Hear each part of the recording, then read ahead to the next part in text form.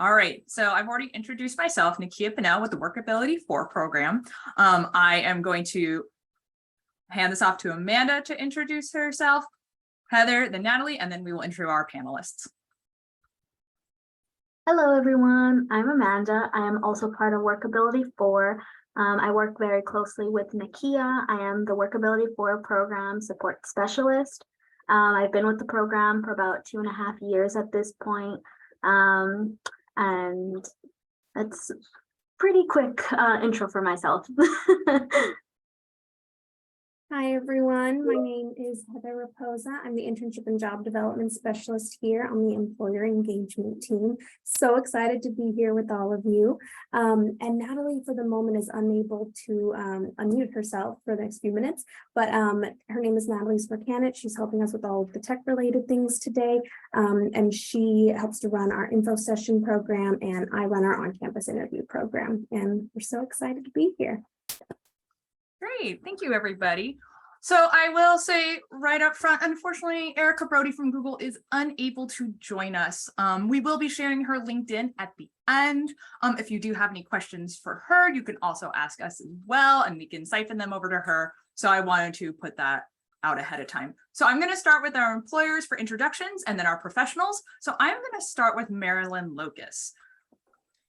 Good afternoon, everyone. My name is Marilyn Locus, and I am the Regional HR Director with Cintas. Cintas is a business professional, services professional company, and my region is all of Southern California. I've been with Cintas a little over 4.5 years, and I'm thrilled to be here.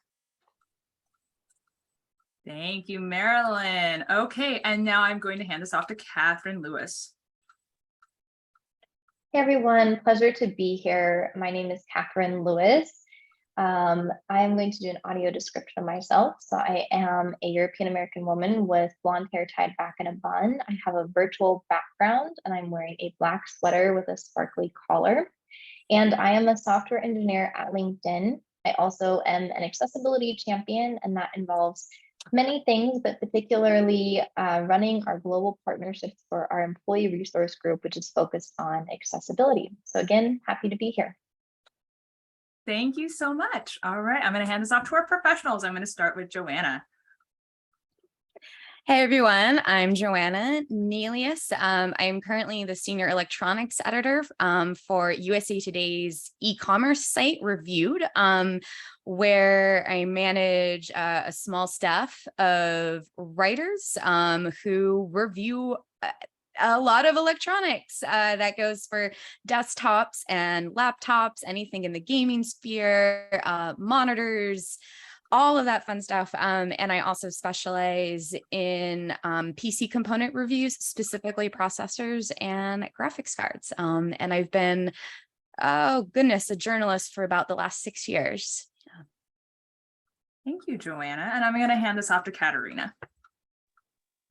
Hi, I'm Katerina Casas. I am a high school counselor. And then I also do some part-time counseling on the side. So I'm in the middle of starting up my own practice for therapy. And yeah, that's about it. Great. Thank you so much. Okay, and I think we're going to kick this off with some questions. And I believe Heather starts first. Hello there again, everybody. All righty, we're going to go ahead and kick things off. Catherine, my first question is for you. Can you please share some information about your employee resource group for individuals with disabilities that you have at LinkedIn? Absolutely. Thank you for the question. So an employee resource group is an kind of a community that people can join. They opt in as members. There's no requirement. They can join either as allies, or they can join as people who have disabilities themselves. So we represent an employee resource group that's focused on mental health and accessibility. It's called Enable In. And we operate globally. So in all of our offices across the globe, we have approximately 1,000 members. And then the way that it's set up is we have different leadership roles for different regions.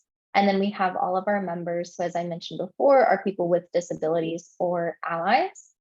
And we operate year round.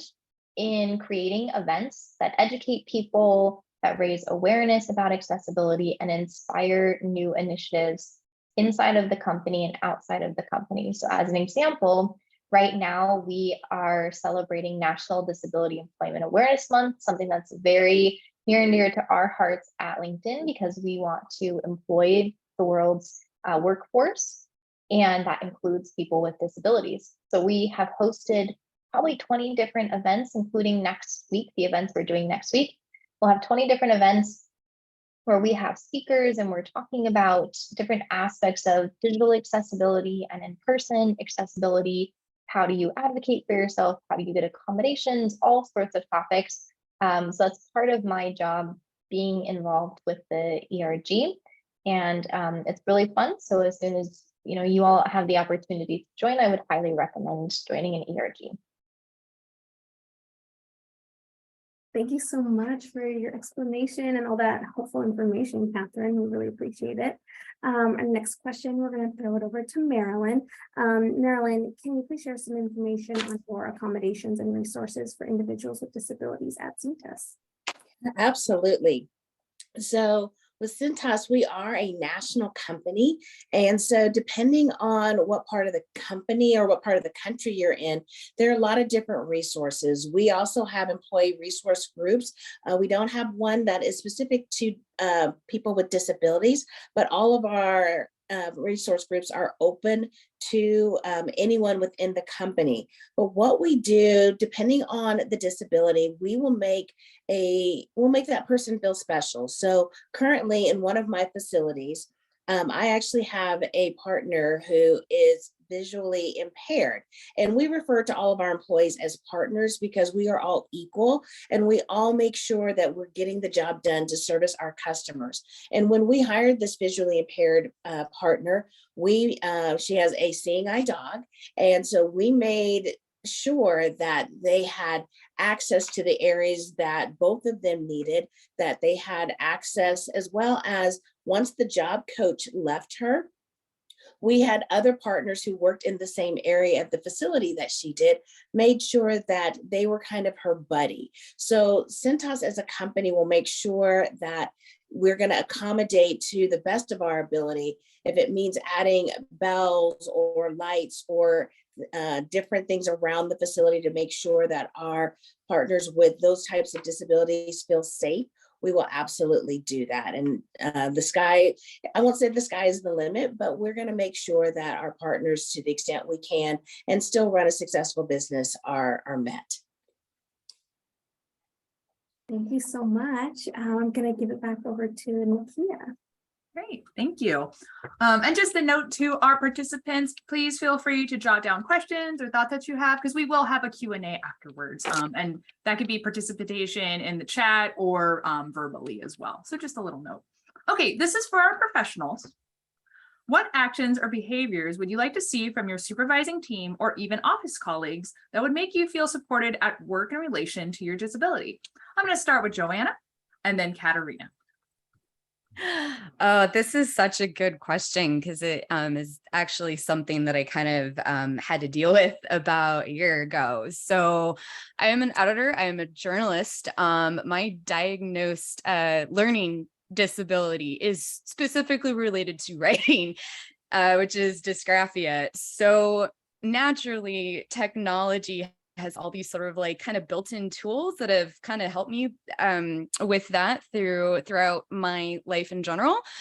But one area that I feel like, and this is kind of not just for employers, but for the world at large, nobody really knows what this is, what dysgraphia is. A lot of people have never heard of it, and it's not really surprising. A lot of studies haven't really been done on it. So I think for me, just like being at a workplace that is attached to, or that is owned by a corporation like Gannett that have these disability work groups at my own publication, we have an accessibility like team, not just for a vertical that reviews stuff, but also like kind of like a like a think tank group about how we can be more inclusive in our own workspaces. So having those avenues to get involved has been wonderful, and it's allowed me to be able to talk about this disability that I never knew I had until I was in my early 30s. So to have people who can support that and accommodate me in the workplace, it really means like everything. So yeah. Thank you, Joanna. Thank you so much for sharing that. All right, Katerina, same question. So my disability makes my muscles super weak, so I'm in an electric wheelchair. And so it's actually really nice being in a school because most schools have to like abide by those ADA rules and everything. I think the thing that has always stood out to me the most is when I had my first job. I kind of just told one of the principals, I was like, just so you know, like in my job interview, like this is who I am, this is what my disability is. And he was great in saying, oh, that's not a problem. But I also felt like there was it was kind of shut off right there, like of not being able to say, okay, well, these are maybe the things that I might need help with. Like I can't lift more than 2 pounds, so I might need someone to like pick up a book if I drop it or something. And so I think maybe like if someone is bringing it up, I think it's important to be like mindful of maybe asking, like if employers could ask like what maybe somebody needs, or like just trying to get more information from that. I mean, I think it's important for us to be able to like talk about what it is, like how our day-to-day goes and what may be different, and how we see ourselves being able to adapt to the things that we need to do for our job, and not letting it impact like the work that we do, and that we're still capable of all the work that our job entails. Absolutely. Thank you so much for sharing that. The next question is for Joanna. What are some tips you can share concerning disability disclosure? Another great question, as I have been currently like dealing with this. I really liked what Katerina just said about just like being upfront in the interview, right? Because that, I mean, regardless if they say it's not going to be a problem, just being able to see how they react to that can kind of tell you a lot about the employer. So then that way you can decide in the interview process that this is going to be like a good place for you if you might run into any issues with it. Myself, I ran into an issue after I was already hired, in which a person with seniority over me was unknowingly making comments that actually went against my disability, which he also wasn't aware of. So I had to get HR involved, and it kind of became a whole thing, which resolved itself. So for me, if I could go back and change that, I would have that conversation up front with people and then kind of move from there. Yeah. Wonderful. Thank you so much for sharing that, Joanna. My my insider is telling me to ask the same question to Katerina because we have lots of time. Can you repeat the question? Sorry, I got lost in. Oh, you're fine. Absolutely. The question is, what are some tips you can share concerning disability disclosure? So I'm pretty open. Like I just would rather be an open book. I think that it's easier for others to understand where I'm coming from if I'm open. But I also think it's important, like not everyone is like that, and that it's important to, allow others to say what they want to say, and not pull it out of them or talk behind their back or things like that. And so I guess I think it's pretty much just like knowing what's ethical and what's not ethical. And I think that every job has that line. And it's for us to know like when is it a good time for us to bring something up or bring something to somebody's attention, And it's okay to say, I didn't, that comment you made, you might not have meant it that way, but this is how it like came across. I don't think that you meant anything by it, but just like letting you know. But I also think that no one else is in our shoes. And so it's hard for people to always know like what it is we're actually going through. And so I personally try really hard to not like take things super personally and just say, okay, well, I've probably said something to somebody else in regards to something else, and it's come across that way. And so I just try to see both sides of it before I make like any big decisions, I guess. Thank you so much. Yeah, thank you, Katarina. Our next question is for Catherine. How would you advise students with disabilities to advocate for themselves in the workplace? And what trends do you see in the tech industry that students with disabilities can ask for from their company culturally? Both good questions. Thank you. So in terms of being a student with a disability and getting ready to go out into the workplace and advocating for yourself, if you feel comfortable, I personally would say that the first step is disclosing that you have a disability. You've heard a little bit about that in some of the conversation today, because when you do that, you are able to ask for accommodations. Now, if you don't feel comfortable disclosing, like still ask for those accommodations, because no one needs to know why you need those accommodations. But either way, like get what you need, right? You are there to do a job. They want you to succeed. Hopefully, like that should be their motive. That should be why they're hiring you.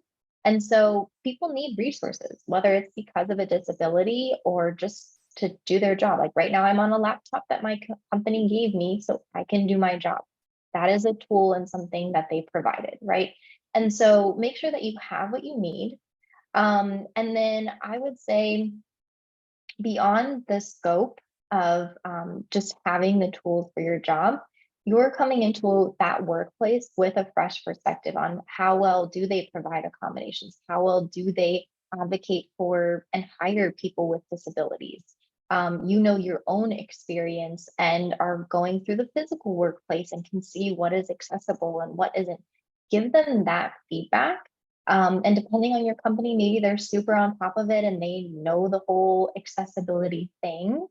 And some may not, it may be very new. So help people kind of along in that journey. If it is newer for them, say, hey, this is my story. This is why it's really important that, the countertop is lower so I can reach it, or whatever it may be, right? So bring people in, tell those stories, assume that they have the best intentions and want to support you. Hopefully you're in a workplace that has that kind of culture.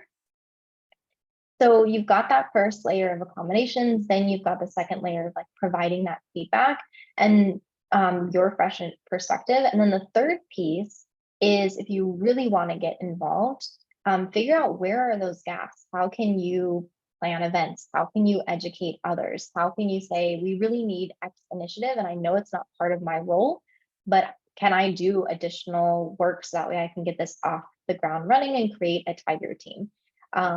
Whatever is appropriate for your situation, but you should definitely get what you need. And if you want to help the company transform as a whole, that's a lot of the work that I've been doing. And it can be rewarding if you want to take it to that level, but it's definitely not anyone's responsibility to engage in that way. Like it's up to the company to be doing that on their own. And hopefully they're aware enough to be doing that work.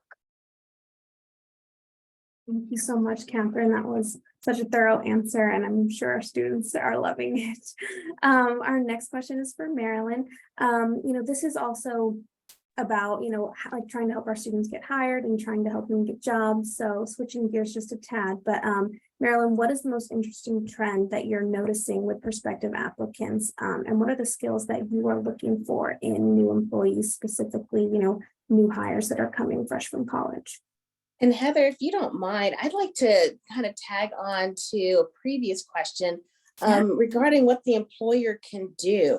I mean, when we're looking for the best candidate, we need to make sure from an employer standpoint that we are open to providing those reasonable accommodations, that we are creating an environment where when we were talking about tips and that to be able to disclose your disability, the environment needs to be one where any prospective employee is comfortable coming in and disclosing that. So what I would advise for students is make sure you do your research on the companies that you're looking at applying to.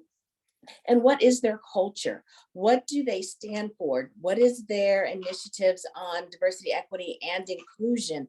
And when you do that type of research, you're going to know whether or not you can walk in the door with whatever your disability is and feel comfortable being able to disclose that to a prospective employer without fear of, oh, what are they going to say? How are they going to treat me? Is this going to be a place where I can have a job, or is it going to be a place where I can have a career?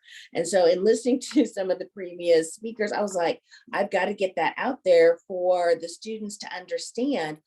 It's a two-way street, but not all employers are going to be as open, at least on the first impression. But if you're doing your research, you're going to know which ones those are. And I would encourage you to do that so that you can feel comfortable coming to work and bringing your full authentic self, whatever that looks like, to a prospective employer, because the right employer will appreciate that and they'll be looking for you to bring your authentic self. And it shouldn't be an issue of whether or not you should disclose your disability. And so I wanted to kind of get that out there, Heather, if you don't mind. But to answer your question, the trends that I'm noticing in prospective students, and I'm a little bit probably older school than a lot of people on the phone and on the call. So I was that student that I really did my research months before I graduated. I was trying to get as many interviews in as possible.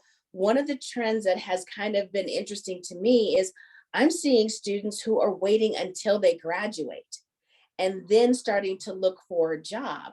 And it works both ways. I would encourage them to at least explore employers before they get ready to graduate. Not necessarily so that they have a job the day after they walk across the stage and get their degree, but I would encourage them to start sooner. But that's one of the trends that has kind of been interesting to me from prospective students. The skills that I look for personally in what we do, and we've got, for those who don't know much about Cintas, is we are the business that gets other businesses ready for the workday. So we provide services such as uniform rentals, mats, and we provide hand sanitizers, soap stations, paper towels, those types of things that businesses need to be successful businesses. But there's always some back office functions too.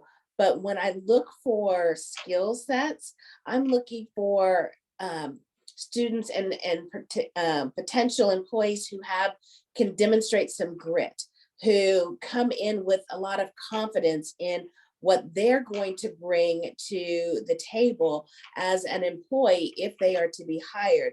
I want them to kind of have some life lessons, because sometimes and life lessons manifest themselves in different ways.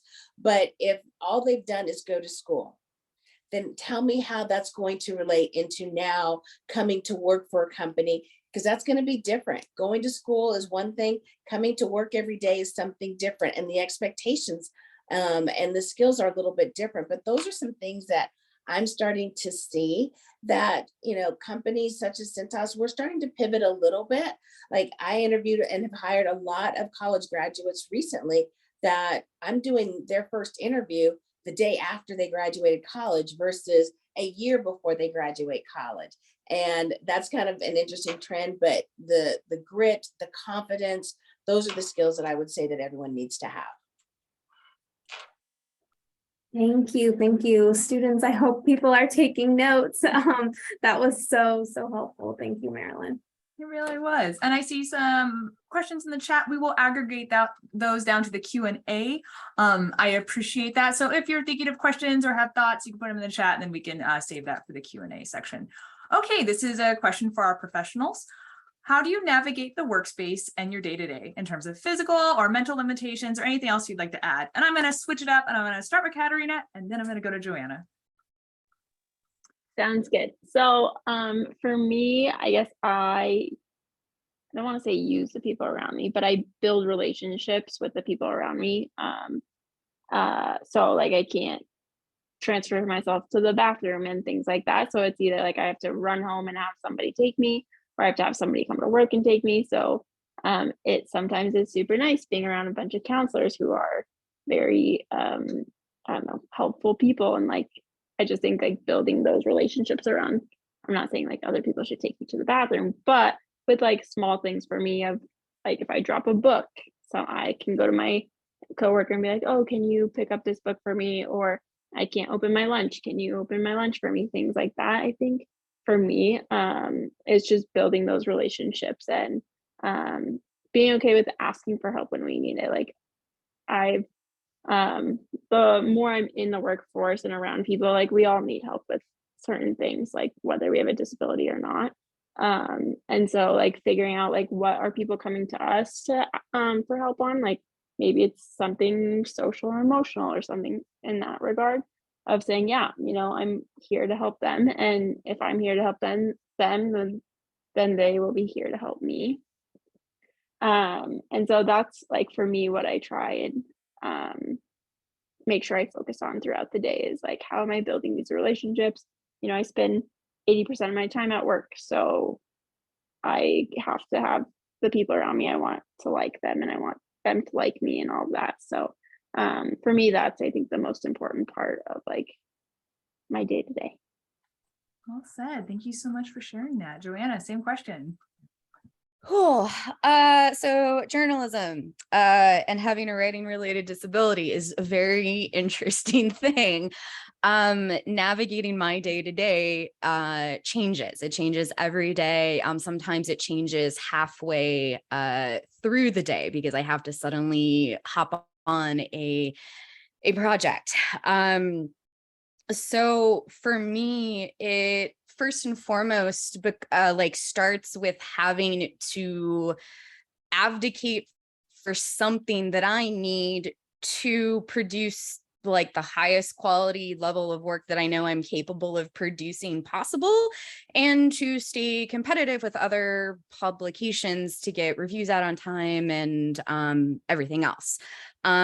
So for me, the way that looks like is having access to embargoed information, which is basically means I get to know things before the public does, which is kind of cool. But knowing, having all of that information so I can do my research up front and actually have time to sit down and write out a news piece or a review or something. Because one of the things with dysgraphia is my brain just doesn't spit out sentences as fluid like everybody else. I have to like take a pause. I have to process all the information into my brain. I have to arrange the words in the sentence. And then when I go to type, my brain is thinking, okay, walk, it's spelled W-A-L-K, in the T-H-W-P-I-R-K. So I'm putting all of these things together very slowly, and it is very exhausting. So having to report on a live event, that is extremely hard for me because it's essentially like taking notes. I can't take notes and listen at the same time. My brain is just incapable of doing that.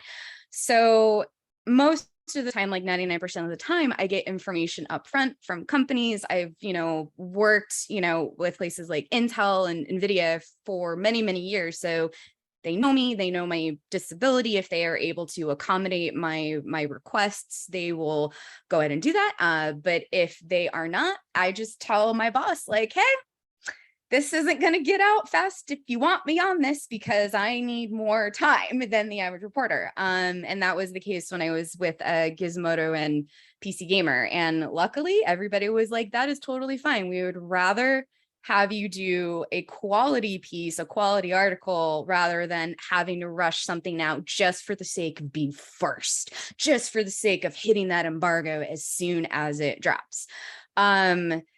So it's been a lot of having to do the work on my end and demystifying why my brain is the way that it is, so I can accurately explain that to my employers and to the PR reps at all these tech companies that I work with. And that's basically how it goes with every single article, especially if, I just finished a big review on Intel's new chips. And, sometimes companies aren't able to get us stuff in with enough time for us to test it and write out everything. Sometimes they are. So having being able to work for an employer that understands that and knows not only that they need to be flexible with me, but they understand why they need to be flexible with me is great. And I think it, hopefully gives and the more that I'm able to talk about it, hopefully other companies that employ journalists, whether in my field or a completely different field, can recognize that. And maybe throughout time, we can change kind of the face of journalism as a whole. So that was a very long-winded answer, but yeah. Oh, you're fine. Thank you so much, Joanna. Thank you for giving us some specific examples. Much Yeah. appreciated. All right, back to Heather. Yeah, definitely, Joanna. Thank you for that. Our next question is for Catherine. Catherine, what was your experience like with getting a job in your current role? Specifically, how you became so involved with the employee resource group? And can you tell us a little bit about your career journey up until this point? Yeah. And I realized from your last question to me, Heather, I didn't speak too much about the trends that we're seeing in the industry. So I'll chime in on that as well. And just illustrate a little bit of a picture for the audience that probably 10 years ago, there were some hardcore people who were very dedicated to disability in the accessibility space. It was a very small yet mighty group. And over the last 10 years, especially the last 2 or 3, it has grown exponentially. We have so many more people talking about it, on social media, in companies, in ERGs, in leadership. And you can see that in particular where LinkedIn just released accessibility-based roles. So you could now have a role for a chief accessibility officer, post that role on LinkedIn Jobs and advertise it there. That's not something that existed even 6 months ago, right? So we're in the mix of it where it is drastically increasing. And I hope that 10 years from now, we're not even having this conversation because everything is there, right? We still will, there's always more room for improvement, but it's growing so fast. And so if this is a space you want to be involved in, there's a lot of opportunity there. Or if, you just want to follow the trends, there's a lot of people that you can see on LinkedIn or on other social media that will cue you into what's moving and shaking in the accessibility space. So that's my answer for that. In terms of my career path, I will share that I studied business in college, and that was about 6 years ago now. And I looked out into the business world and, from the school that I went to and kind of the options that were presented, I could go into investment banking or I could become a consultant. And for me, that wasn't impactful in the way that I wanted to be impactful. So I decided to become a 2nd and 3rd grade teacher. And I worked with students and helped them see a year and a half of progress. They were really behind grade level. It was an incredible experience. And during the summer months, because I have those off as a teacher, I was asked to work with high school students and teach them how to program. They were 2-week summer camps that happened all across the United States. And I myself didn't know how to code. I was like, well, I could probably figure this out. Let's do it. And so I did, to my own surprise, and loved it. And so I was like, okay, maybe this is the next part of my career, and studied to become a software engineer by going through about a 9-month boot camp. So I went through that boot camp and got a job at a startup for about 6 weeks, and then heard back from LinkedIn and they hired me on, and I've been there since for the past 3 years.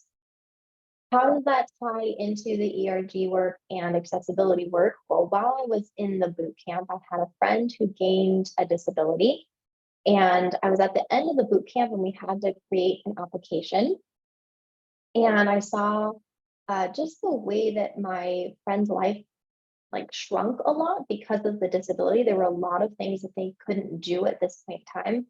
And I had this idea for this application that would help open their world back up again, and got really involved in accessibility. What does WCAG mean? How do we create accessible tech? And developed this application. And when I went off to LinkedIn and started building internal tools, I saw that there wasn't a ton of conversation around accessibility for internal tools, and started getting involved in that community, just asking people saying, hey, do we have this? Has someone created this resource? Who should I talk to? And the community is very tight knit, so you quickly discover who all is involved. And that led one thing, to the next, of becoming involved as an office leader in California for our ERG. And about 6 months ago, moving on to our global partnership lead position. So it's just over time, you continue to get further involved in these things. You see progress, you meet people, and you continue to build up your skills and change positions in the ways and the scope of how you can influence things. So that's a little bit about my story, and hopefully I answered all parts of the question. You definitely did. Thank you so much for sharing that career journey and for your commitment too. By the way, it's admirable. Great. All right. I'm seeing lots of questions in the chat, which is awesome. We are keeping track of those. So our panelists, I would like to invite you to kind of check out what's going on in there. But in the meantime, we still have a couple more questions. This is to our professionals, and I'll switch it up again, and we'll start with Joanna and then Katarina. What are common misconceptions people have? How can we combat these misconceptions and communicate more effectively? Well, how funny. I literally was trying to explain this to somebody like the other week. So this is great. One misconception about I would say like my disability in particular, but anybody with a disability, it's like, oh, well, you're such a good writer. Why do you have dysgraphia? And I'm like, that's not how it works. Like, just and I think that could be more common, more prevalent with so-called like invisible disabilities, where everything is internal and not necessarily, like outside. And I think just the way we understand how the mind works, we're still figuring that out in general. So the fact that, our psychology fields and our science fields are still working on that, and then being diagnosed with a disability that not a lot of people have heard of, or a bunch of people may have it themselves and they have no idea. It's a lot of battling misconceptions like that all the time, really. But yeah, what else can I say about that? I think in terms of like combating the misconceptions and communicating effectively, and going back to Marilyn, what you said about things being a two-way street, being able to, feel comfortable coming to the table and talk about our disabilities, things that we have struggled with, our personal journeys. We have to be open to doing that, but the other person or company, group, whomever on the other side needs to create that space to where we can feel comfortable and open doing it. So, until those two things are there and they mesh, then the conversations can start happening. And as somebody who's been on both sides of that conversation, I think it's important, like, to just let the person with the disability just talk about their experience and just ask questions. You don't necessarily need to be like, wow, that's so hard, blah, blah, blah, blah, blah. It's like, we don't need, or I don't need like sympathy. I'm not here talking to people and telling my story, because I want sympathy or empathy. I just want to spread knowledge and let people know, like, it is okay to ask questions if you don't understand this. That is how we all learn. That is how we become better, more, what's the word for it? Like just better humans, I guess. But yeah. Oh, thank you, Joanna. Thank you so much. And Katerina, same question. Would you like me to repeat it? Or are you okay? I think I'm okay this time. Great. Thanks. So I would say for me, like my misconception people have, so it's because I have a physical disability. I think a lot of people tend to think that I'm paralyzed when I'm not, because I'll like use my hands to like pick my legs up or something. But then they'll see me like move my feet and then they'll be like, oh my gosh, I thought you were paralyzed. And so that's where I try, I mean, it doesn't ever bother me, but I try and just like be open about what my disability is, what I have. And I always try and tell people, like, if you have questions, like, you should let me know, because I've been living with this my whole life. This isn't abnormal to me. This is like, it's my day-to-day life. I don't realize that you don't know what I'm going through, or you don't know that I have to do something different.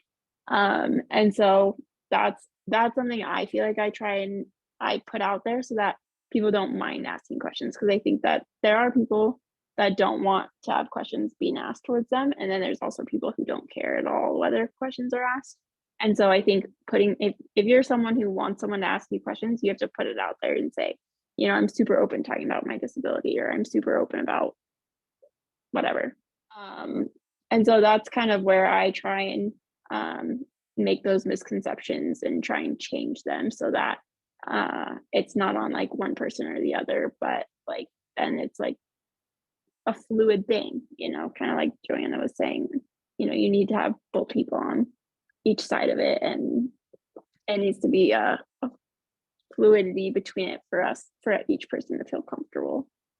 And so that's where I feel like I try and make sure I am putting the other person at ease so that they can ask me the questions that need to be asked in order for whether it be a job or personal life or whatnot to actually happen. Great. Thank you so much, Katerina.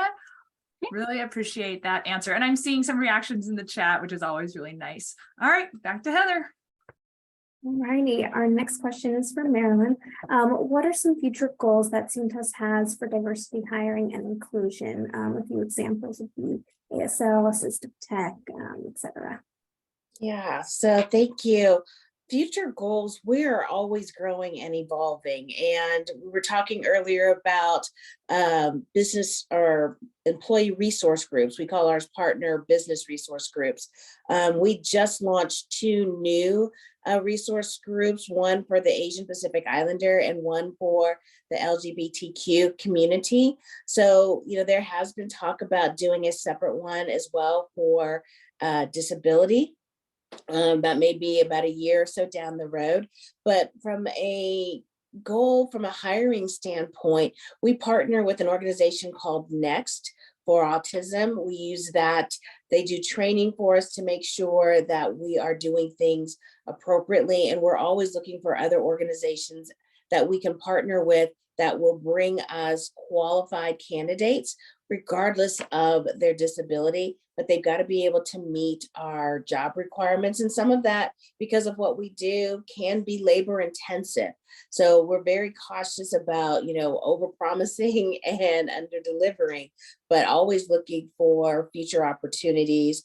And we would consider, you know, do we need to hire job coaches? We've got several partners who I know we don't provide the job coach, but we're more than willing to allow them to have a job coach throughout their time with us. But, you know, who knows? We may be looking into doing some of that on our own to make sure that we're completely providing an inclusive environment. But things are evolving as we speak. We have a new DEI director, and she's looking at all ways of opportunities to make sure that we provide the best environment for anyone who's looking to come work for us. Thank you. That was really helpful. Great. So we only have 2 more questions. We have our last questions for our panelists, and then one more question. I'm sorry, we have 2 more, one more question for our professionals, one last question for our employers. Again, this one will be directed to Katerina and Joanna. So I'm gonna switch again. So Katerina start, Joanna next. And the question is, what are some specific ways you have advocated for change and the successes and challenges you've faced? I guess I feel like my role, since especially I'm in the schools, is with like students themselves of like, okay, if you're feeling this way and I felt this way, like how do we change this? And so I think I kind of go about it in a way of like having students try and speak their mind as well.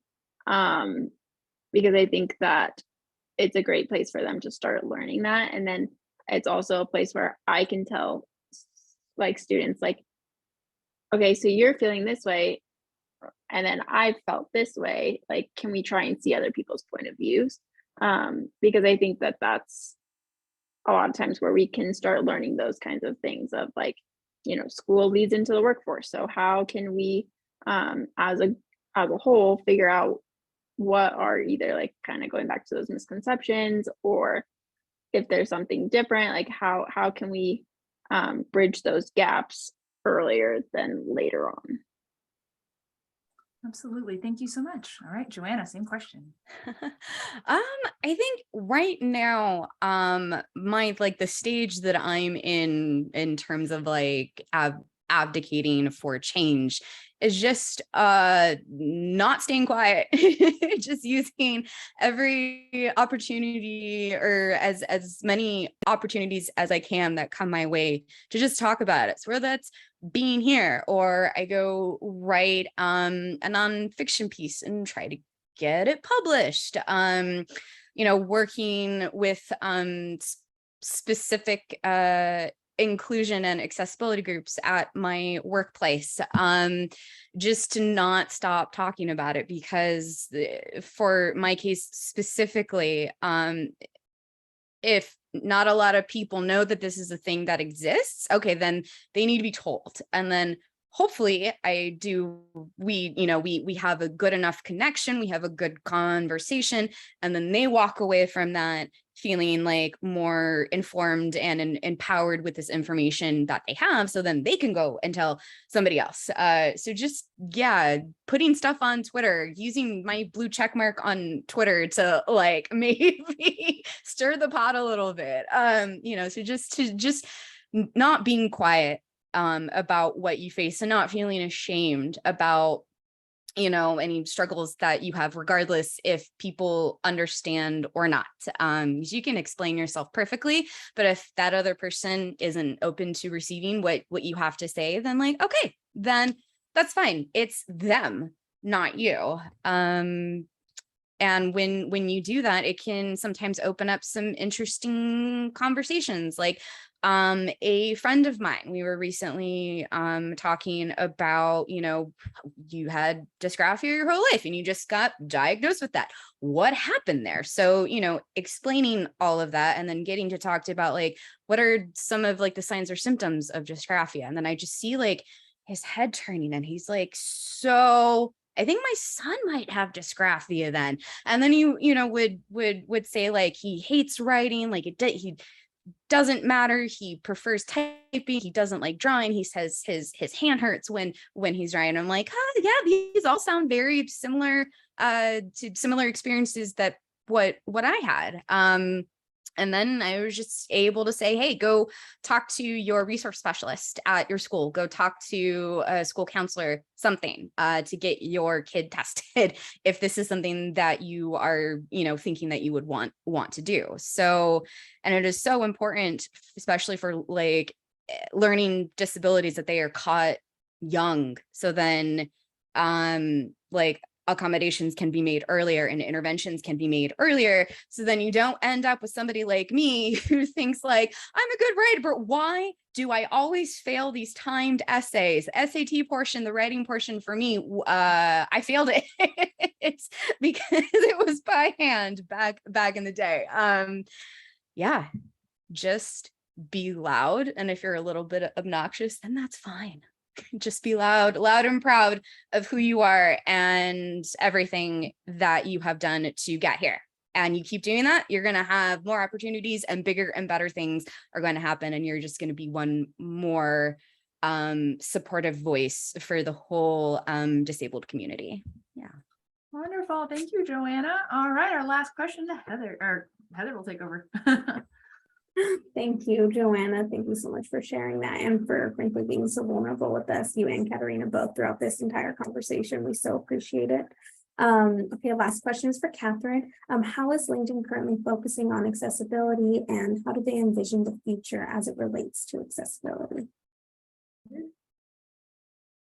So currently we are revamping our events in person, hybrid and virtual to ensure that they are inclusive and take into consideration the different accommodations that people need. We're doing the same thing with accommodations processes and our compliance. So just doing a good overview of all of those different aspects of the company. As I mentioned before, our ERGs provide events for employee inspiration and education, and then we're trying to form more partnerships with other ERGs outside of the company because we recognize that there's a lot of other companies who want to be engaged in this, but they don't know where to start or don't have the resources, and we definitely don't want to keep them to ourselves because that's not how we grow. That's not how we improve quickly. It's about sharing. And then lastly, in terms of the future, I mean, we are all for it, but it's always a process, right? We are going to grow, we are going to do things better, and then we're going to learn more and be like, oh, and now there's a different way to do things. So we're constantly evolving. It's a journey for all of us. But I will say that just in terms of our platform, like we released dark mode, we've released alt text on images, we're coming out with captions, and there's many more features that are in works. So you'll see those roll out continuously over the next couple of months and years. So we're committed, we're all in, and really happy that this is a place where we can have an impact that fundamentally inspires our employees as human beings, not just as employees. Thank you. Thank you so much for sharing. Absolutely. All right, we are now at the Q&A portion. Everybody and the participants, I would love if you gave me a reaction, a round of applause for all of our speakers. And we do have 6 questions that we have garnered so far. Oh, look at that. Thank you. So I'll be going down the line. If any of the participants have questions, please drop them in the chat. We will make sure we're keeping track of those. Great, thank you. Okay, so the first question I do have here, the way I'm going to field this, because it's only a half hour. Ooh, okay, let me think. Wish I had like a buzzer. Who wants to answer first? Heather, what do you think? How's the best way to do this? I think maybe max 2 people can respond to each question, and just keep in mind that if we could get to these 6 questions, that would be wonderful. Worst comes to worst, we can send out these 6 questions and then the employers or the panelists can reach out. Okay, so whoever resonates with this, maybe you all do. To what extent do employers have / create opportunities for people with moderate to severe disabilities? This may be an employer question. So Marilyn or Catherine. I can jump in on this one. Sorry, it's always a game of seeing who unmutes first. But in terms of what employers are doing and what they can provide, LinkedIn, as I mentioned, is currently working on this. Microsoft is a really good company that we look to and that a lot of people can look to in terms of accessibility. They just created an entire hiring program around autism and people with autism. So they have a lot of resources there, and they are specifically looking for people to hire who are autistic. And that's only going to continue to expand. We recognize that talent is not limited. Just because you have a disability has no affiliation whatsoever with your talent, and in fact, probably inspires it and impacts it in a positive way because you're always figuring out how else can I go about doing something. So Microsoft is a good company that has a lot of programs. We're kind of following suit, but just know that they're out there. And so I don't know if whoever's asking this question is discouraged or just trying to garner more information. It's out there and more people are following suit. So I think over the next couple of years, it'll continue to increase. Thank you. Marilyn? Yeah, I don't know that I would add much more to what Catherine said.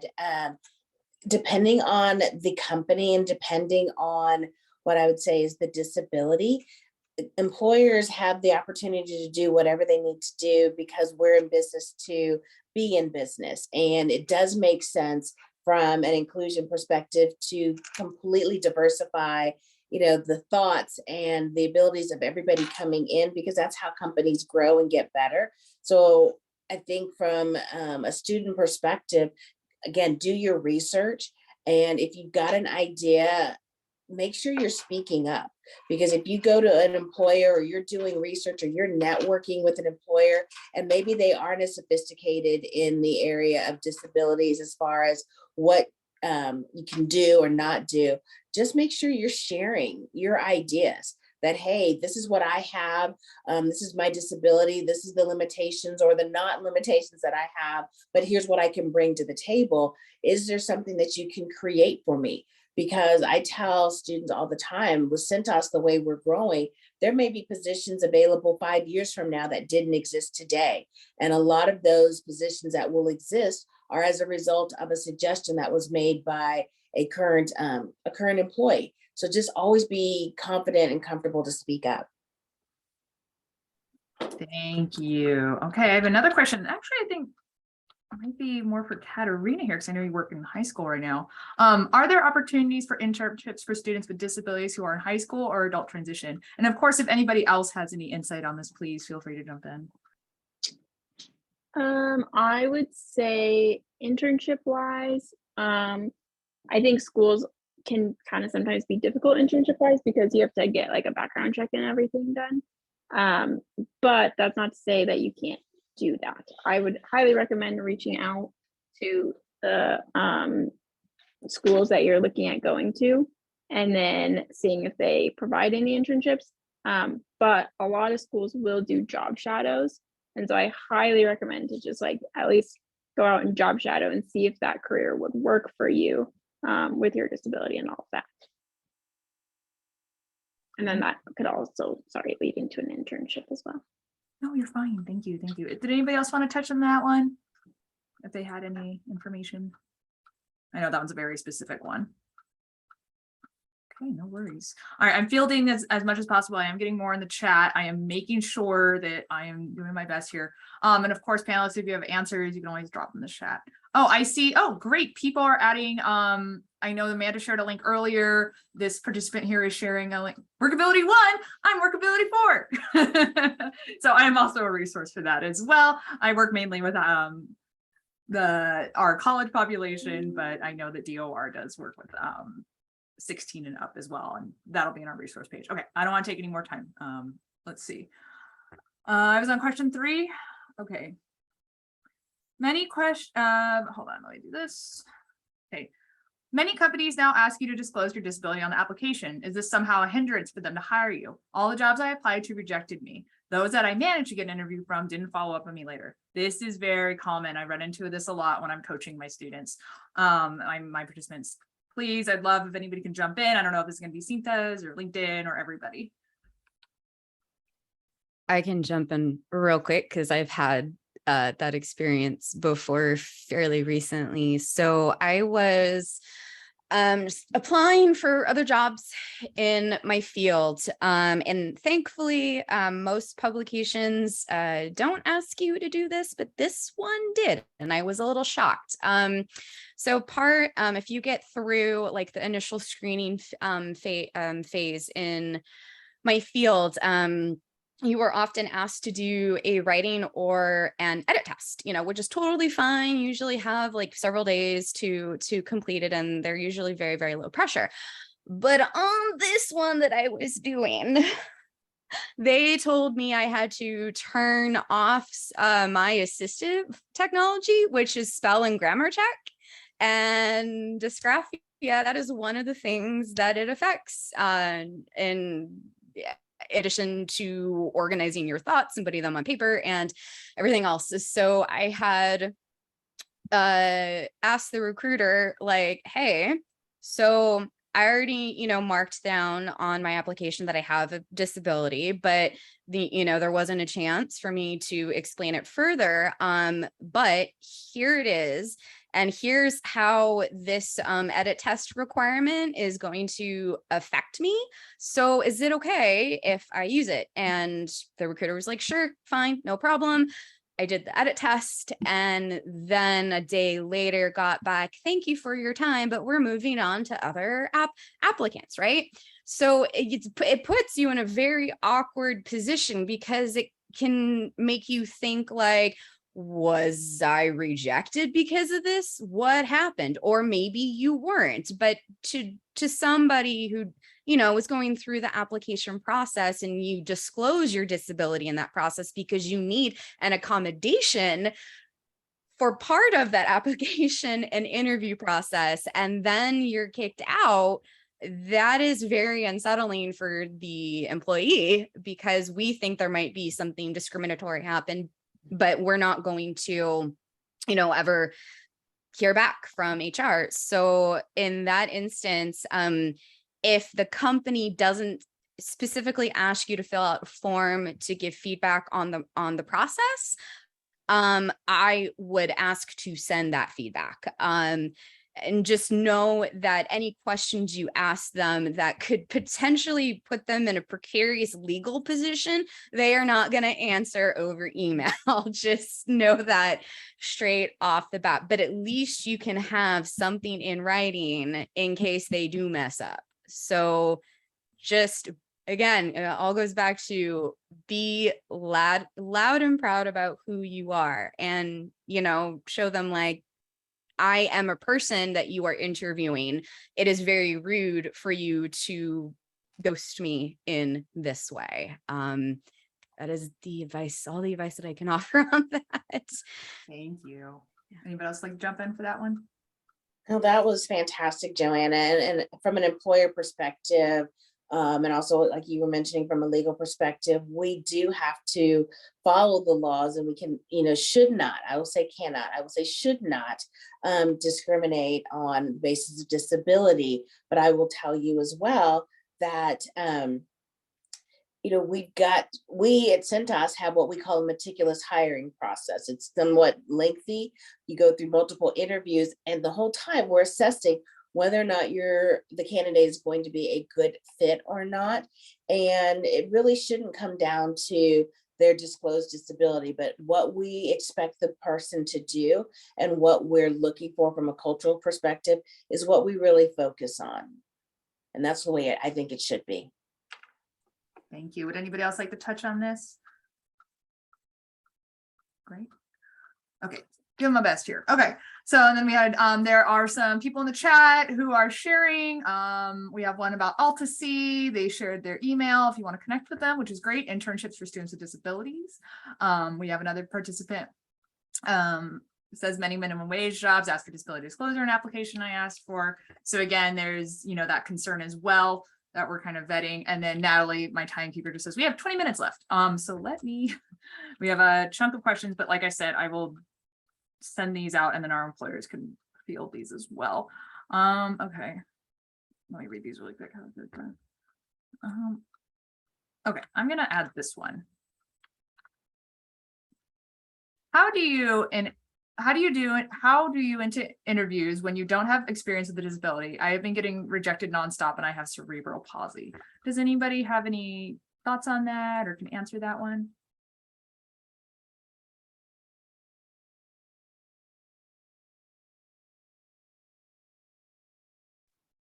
Could I get that question read again, please?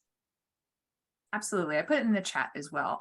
So unfortunately, there is a grammatical in here that I'm not sure what they meant, but how do you I'm assuming, get into interviews when you don't have much experience and have a disability? I've been getting rejected nonstop. I have cerebral palsy. Mm-hmm. I can chime in a little bit on this one. Again, right off the bat, when you're rejected from an interview, we have to kind of weigh out why. And because of the process, we often don't find out. And it really is unfortunate, because is it the way we're going about the interview? Is it what's on our resume? Is it the candidate pool? Is it the disability itself? So for that, I would just say, like, if you have a friend, if you have a mentor who can sit down with you and practice interviews and give feedback, button up all the other aspects, just as a starting point. And then if there's still, if you're disclosing the disability and there still is that rejection, I think it goes back to what panelists were sharing, what Joanna was saying, that, be vocal about it. And if there is a company out there that's rejecting you because of a disability, I don't even know if that's appropriate or legal, but I'm not someone to consult on that. What I do know is I personally would draw a boundary for myself. I'm not a person who has a disability, but if I was, I would draw a boundary and say, that's not a company that I want to work for. I want to be able to show up with every single aspect of who I am, because that makes me strong, that makes me desirable, and that means that I'm going to bring all the passion that I have to what you're asking me to do. Heck, yes, you want me there. So if you're not going to take me because you found out one aspect of who I am, no, thank you. Does that still mean that you're running into troubles finding a job? Like, yes, that is a tough journey. But I will say for myself, like, I'm here for you. Reach out on LinkedIn and I'm happy to support in whatever way. And I believe the other panelists would probably say the same. Yeah, I would say like sometimes just those getting that first initial job can be really difficult. And so even if you can volunteer or get an internship or something just to have like under you of someone who can like advocate for you, that you are a good worker. I mean, I think in the end, most employers just want someone who's going to be reliable and who's, able to do what they say they're going to do. And so if you have something to back that up, I think that will give you the best opportunity. But it might take just a little bit of time and some like working, not getting paid, even though you really want to get paid.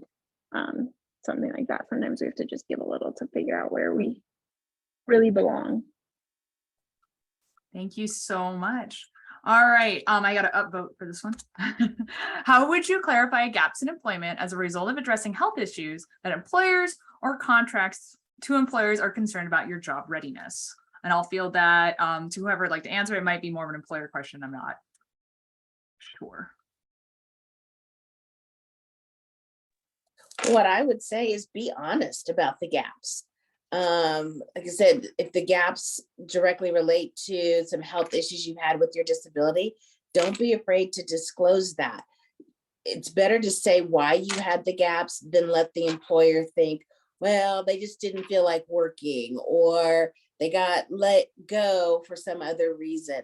I mean, when I look at a resume, the resume tells me a story. If there are gaps, then I need someone. I don't necessarily say you need to put, this gap in employment on my resumes, because I'm not saying go that far, but just basically be able to articulate what happened and move forward.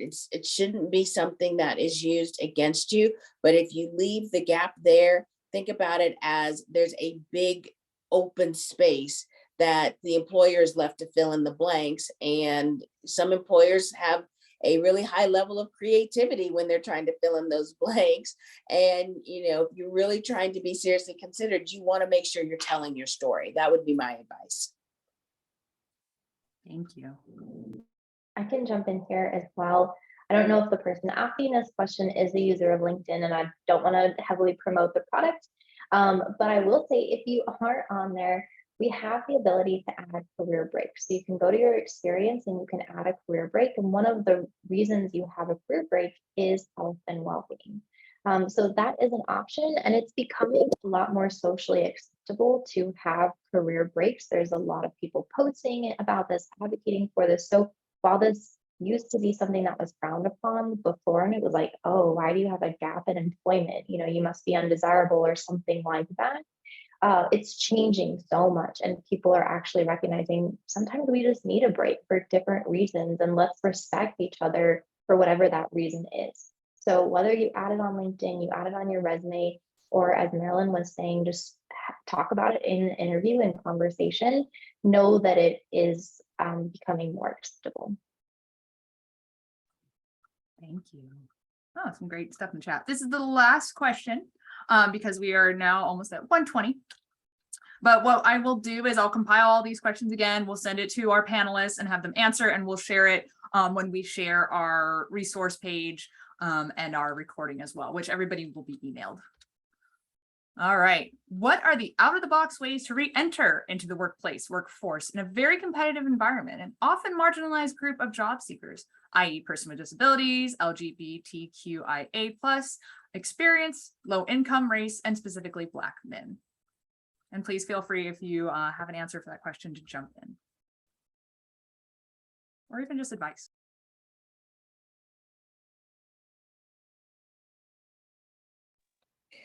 That was a mouthful of a question there. Yeah. So, if we're talking about re-entering the workforce and kind of even tagging along what we were talking about from a gap perspective, COVID, fortunately or unfortunately, created a gap in employment for a lot of people. And so when we're looking at gaps in employment, it's not, like Catherine was saying, it's not as frowned upon as it used to be because COVID caused a gap and there was nothing anybody, could prepare for or do to stop it. And it just happened. But from a re-entering the workforce, and I don't want to make any assumptions here, but just if you were out for a reason, even if it's, and in California, pregnancy is considered a disability. Like I said earlier, just be able to explain how you went out, why you want to come back in, and then be able to demonstrate and articulate what your skill sets are, that even though you were out of the workforce for a while, here's what you learned or you gained, kind of those life experiences and life lessons I talked about earlier. Here's what I gained while I was out of the workforce, which is going to make me a much better person or employee if you were to consider me for the position I'm applying for. Openness is kind of usually the best way to go as far as explaining, what the gaps are and why you may have been out of the workforce, but also why you want to come back in. That would be kind of the advice I would add. Thank you. I'll jump in and answer that. From a more out of the box perspective, because I got into journalism in an interesting way. And that was really, it ties into what Katarina was saying about just get to know the people you work with, get to know your community, so you can build that mutual trust and be able to rely on one another. There's another term for that. It's called networking, that big, scary word. But this is when you are re-entering the workforce or even looking for any kind of job, the first thing that I did when I went on my career journey was, okay, who do I know that is sort of in this realm? Who can I talk to? Who'd be willing just to point me in the right direction and give me advice? And that can be anybody. That can be a professor. It could be a mentor. It could be a family member. Maybe, you like to do meetup groups from meetup.com or something like that. Maybe there's a school career fair, a function, just being able to go and talk to somebody in your field and ask questions. That is absolutely just the very first step, because then that person can introduce you to another person who can introduce you to another person. And then suddenly you're building your network, getting to know more people, establishing yourself, building your reputation, not just as an incredible, employee, but also as an incredible person too. And then that will slowly, kind of get you to where you need to go. As far as where you can look for jobs, I got my first full-time journalism job because the publication that I followed put out a tweet and said that they were looking for somebody. And I saw it 4 minutes after they put it up there. And I was at my job that at the time I really didn't like. And I was okay, I'm gonna go ahead and do this. And then I just did it. And I eventually got the position and then went on to other jobs, because again, my second job that I got, I met a woman who would become my future boss at Gizmodo, and she remembered me because we were the only 2 women at a graphics card press conference, and we bonded over that. So I can talk forever on that topic specifically. Yeah, just finding like working to network and finding that one person that is going to help you get your foot in the door, that should snowball into something that is going to be a wonderful and beautiful career, or where you can maybe do an interdisciplinary thing, like change professions, find ways to connect professions together. Just talking to people is crucial for everything, really. Yeah. Thank you. Fun fact, Joanna was my network for a job long ago. All right. Would anybody else like to jump in? We are at 1:23, but I didn't want to take away from the panelists if they had more to add to that. I'll jump in a little bit here. And I would just bustle into everything that's been said. I mean, it's been really incredible. It's all about who you know, and it's all about the story that you can tell. So confidently share why you had a gap or what happened and why you're coming back in. And people will feel, oh, this person knows who they are. They know what they want. And they're not going to question like, well, why did you leave and why are you coming back? It just doesn't become a question. The other thing that I would say, if I may, is, we're talking about often marginalized groups in this particular question.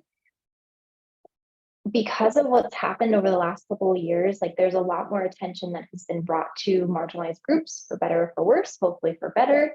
Lean into that. Like no one likes to be tokenized, but also at the same time, you can say like, I know you're looking for people like me. Do I need to remind you that this is who I am? So you want me. I think it's a little bit okay to lean into that. Not to be the token person, but just to say, I know that you don't have anyone like me and you need me, right? The other thing strategically that you can do is on LinkedIn, I've seen a lot of people who will reintroduce themselves on LinkedIn. So, post a picture and just share your story and say, hey, I want to reintroduce who I am. This has been my journey. This is what I'm looking for. And I tend to see that those have a lot of traffic. You're welcome to tag me in those and we can try and increase that traffic. We'll do what we can. And so it's nice if you're strong in your story to reintroduce yourself to your network, because you never know, there could be someone who you haven't talked to in 5 years who just happens to have the perfect opportunity for you or knows somebody. So get back out there and vocalize your story. Thank you. I think inadvertently you asked our one of our questions in the chat is, should we state our disability on LinkedIn? So great. What I'm going to do is field these questions to our panelists later. And then I'm going to invite Amanda Torres real quick to share our resource page that she has been building. She will also be adding Jessica Wood's information. If you guys don't know Jessica Wood, Jessica, can you show yourself real quick? She is our associate director over at BMAC, who works with our population of students with disabilities. There she is. Hey, Jessica. Hi, sorry, navigating a lot of screens. Hi, everyone. Absolutely. All right, go ahead, Amanda. Go ahead and share your screen real quick. Right. I have multiple screens now too, so give me 1 second. Oh man, I don't know which one it is. I think it's this one. Okay. Can you see my screen? All right. Yeah. Let me put this in presentation mode. Okay, so these are the resources that I've compiled. I'm not going to go in depth about them because we will be sending them to you later on. So we have some campus resources, outside campus resources, online articles, online resources. And before I send them, I will kind of glance over it one more time to make sure if I can add anything, I will, but you will be getting this later to explore. We have some of our contact information from Workability 4, the Career Development Center, along with BMAC. And this is our panelist contact information.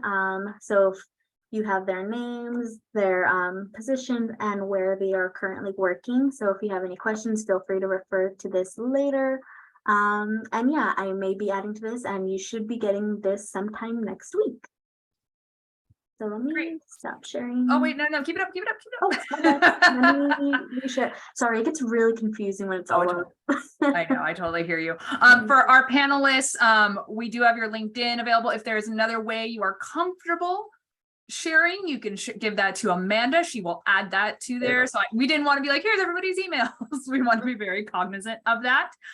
Yes, like Natalie said, it'll be emailed to everybody. And like I said, we will email the extra questions that we had to the panelists and they will answer. Hopefully, I mean, if you guys have time, you know, the usual, answer those questions. And yeah, okay.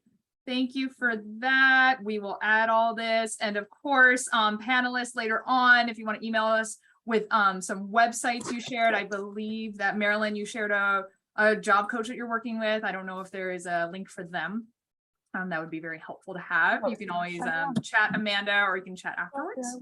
All right, thank you, Amanda. Go ahead and stop sharing there. All right. Thank you. All right, and I wanted to take this time to say thank you so much. There has been a lot of love in the chat for all of our panelists today. This has been wonderful. This has been enlightening. I hope our panelists had a great time and learn, or I'm sorry. Well, I hope our panelists had a great time and learned a lot, and I hope our participants did as well. Yeah, and if you still have more questions and thoughts, you can email any one of us. You can email me or Amanda or our other staff members, and then we can help you out there. And again, we can't thank you enough. And Thank truly, you guys for having us. Thank you. Thank you so much for this opportunity. Yeah. Thank you.